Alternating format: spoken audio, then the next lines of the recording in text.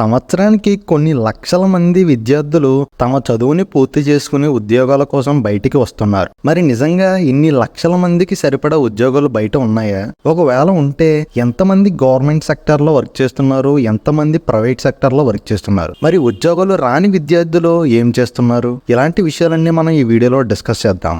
ఇలాంటి informative videos మీకు ఇంకా కావాలంటే మన ఛానల్ని సబ్స్క్రైబ్ చేసుకుని పక్కనే ఉన్న బెల్ ఐకాన్ని యాక్టివేట్ చేసుకోండి.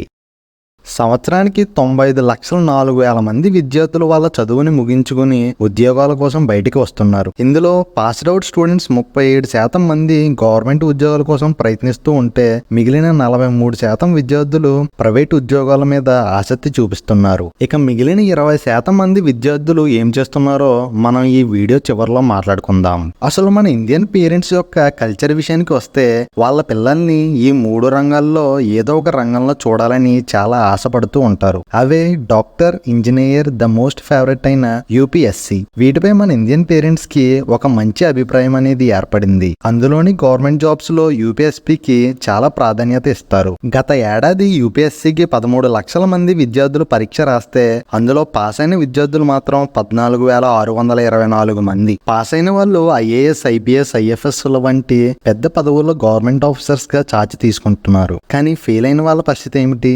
గవర్నమెంట్ జాబ్స్ మీద ప్యాషన్ ఉండి కష్టపడి ఎగ్జామ్ రాసి ఫెయిల్ అయితే చాలా బాధగా ఉంటుంది కదా. కానీ ఫెయిల్ అయినా కంగారు పడవలసిన అవసరం ఏమీ లేదు. వాళ్ళ కోసమే government IBPS PO, SBI PO, SSC, CGL వంటి ఎగ్జామ్స్ రాసి వాళ్ళకి ఇష్టమైన గవర్నమెంట్ జాబ్స్ ని పొందవచ్చు. ఇందులో క్యాండిడేట్స్ ని మెయిన్ గా మెరిట్, గ్రేడింగ్ అండ్ రిజర్వేషన్ బట్టి సెలెక్ట్ చేస్తారు. ఇప్పుడు రిజర్వేషన్ సంగతికి వస్తే మన ఇండియన్ గవర్నమెంట్ రూల్స్ ప్రకారం రిజర్వేషన్స్ బట్టి జాబ్స్ వస్తాయి. ఇందులో SC, ST, OBC, EWS total reservation 59.5% ఉంటుంది. అదే ప్రైవేట్ సెక్టర్ దగ్గరికి వస్తే జాబ్స్ అనేవి రిజర్వేషన్స్ అండ్ మెరిట్ బట్టి కాకుండా పర్సన్ కి ఉన్న skills and problem solving capabilities చూసి జాబ్స్ లోకి తీసుకుంటారు. ప్రైవేట్ జాబ్స్ సెలక్షన్స్ అనేది గవర్నమెంట్ జాబ్స్ లా నెలల తరబడి వెయిట్ చేయడం, కష్టమైన ఇంటర్వ్యూస్ లా ఉండదు. ప్రైవేట్ సెక్టర్ లో క్యాండిడేట్స్ ని 3 to 4 రౌండ్స్ లో సెలెక్ట్ చేస్తారు. Aptitude test, tasks, group discussion వంటి రౌండ్స్ పెట్టి ఇందులో క్వాలిఫై అయితే మిమ్మల్ని హైర్ చేసుకుంటారు. ఇది మెయిన్ గా ఎవరైతే లిమిటెడ్ టైం అండ్ ఇమీడియట్ గా జాబ్ చేయాలని ఉంటుందో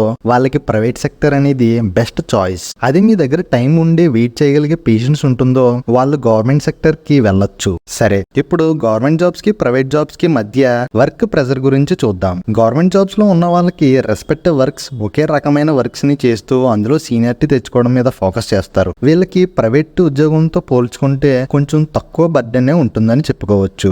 అదే ప్రైవేట్ ఉద్యోగులకి గ్రోత్ అనేది వాళ్ళ స్కిల్ మీద, టాలెంట్ మీద ఆధారపడి ఉంటుంది. గవర్నమెంట్ ఎంప్లాయీస్ మీద ప్రైవేట్ ఎంప్లాయీస్ కి ఎక్కువ ప్రెజర్ ఉంటుంది. ఎందుకంటే గవర్నమెంట్ జాబ్స్ లో స్టెబిలిటీ మరియు జాబ్ సెక్యూరిటీ స్ట్రక్చర్ ఉంటుంది. మాక్సిమం గవర్నమెంట్ ఎంప్లాయీస్ ని జాబ్స్ నుంచి తీయరు. అదే ప్రైవేట్ ఎంప్లాయీస్ ని ఎప్పుడు తీసేస్తారో తెలియదు. ఒక్కొక్కసారి వాళ్ళు ఓవర్ టైం చేయాల్సిన పరిస్థితి కూడా ఏర్పడుతుంది. వర్క్ ఎన్విరాన్మెంట్ గవర్నమెంట్ ఎంప్లాయీస్ కన్నా ప్రైవేట్ ఎంప్లాయీస్ కి చాలా బెటర్ గా, నీట్ అండ్ క్లీన్ గా, వెల్ మెయింటెనెన్స్ తో ఉంటుంది. అదే గవర్నమెంట్ ఎంప్లాయీస్ కి కొన్ని ఇయర్స్ నుంచి గవర్నమెంట్ కన్స్ట్రక్ట్ చేసిన ఓల్డ్ బిల్డింగ్స్ లో వాళ్ళు వర్క్ చేయాల్సి వస్తుంది. ఇక హాలిడేస్ అండ్ లీవ్స్ విషయానికి వస్తే ప్రైవేట్ ఎంప్లాయీస్ ఎప్పుడు వాళ్ళ బాస్ అండ్ మేనేజర్ల చుట్టూ తిరుగుతూ లీవ్స్ కోసం వెయిట్ చేయాలి. వీళ్ళకి హాలిడేస్ అండ్ లీవ్స్ అనేవి చాలా తక్కువ. గవర్నమెంట్ ఎంప్లాయీస్ కి మాత్రం ప్రతి ఫెస్టివల్ కి హాలిడేస్ అండ్ పెయిడ్ లీవ్స్ అవైలబిలిటీలో ఉంటాయి. వీళ్ళకి లీవ్స్ అనేవి కొంచెం త్వరగా వస్తాయి. శాలరీ విషయానికి వస్తే గవర్నమెంట్ ఆఫీసర్స్ కి మినిమం శాలరీ 18,000 నుంచి స్టార్ట్ అవుతుంది. అదే ప్రైవేట్ సెక్టర్ లో మినిమం వేజ్ 176 రూపీస్ రోజుకి, అంటే